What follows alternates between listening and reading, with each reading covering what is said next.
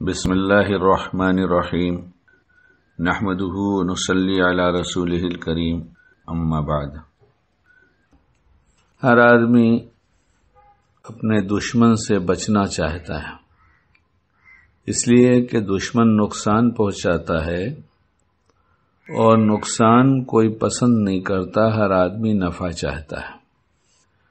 اس لیے ہر آدمی اپنے دشمن سے اور نقصان سے بچنا چاہتا ہے، لیکن ایک دشمن جس کو شیطان کہتے ہیں اور وہ کھلا ہوا دشمن ہے، اس سے بچنے کے لیے ہمیں کوئی بات، کوئی موقع،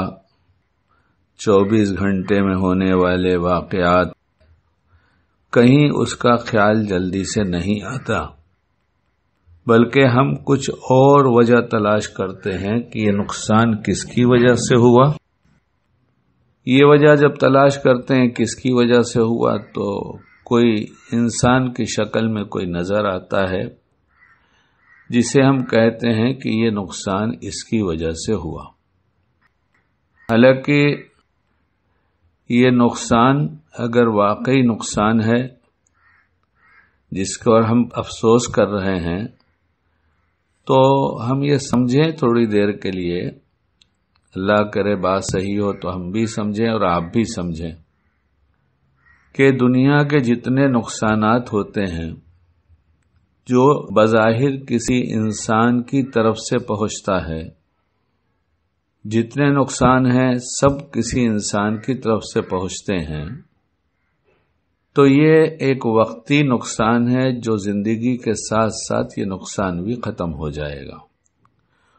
اور شیطان جو نقصان پہنچانا چاہتا ہے وہ ہمیشہ نقصان میں رہے، وہ یہ چاہتا ہے، اس لیے وہ ایسے کام کراتا ہے کہ دنیا میں کسی انسان سے غلط کرا کر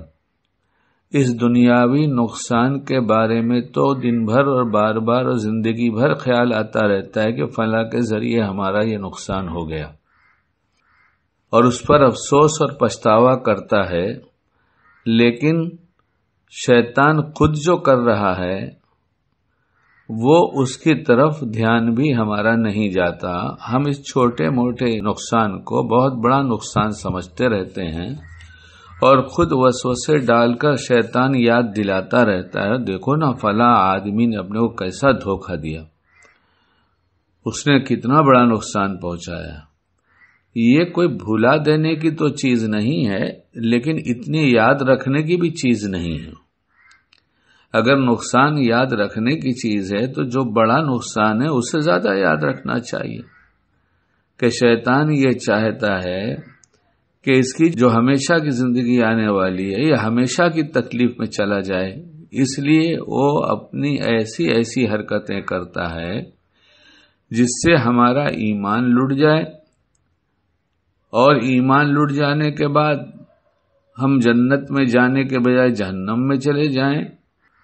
یہ شیطان جو کھلا ہوا دشمن ہے یہ اپنی دشمنی رات دن صبح سے لے کے شام تک ہمارے ساتھ لگا رہتا ہے اور کچھ نہ کچھ اسی طرح کی حرکتیں ہم سے کرانا چاہتا ہے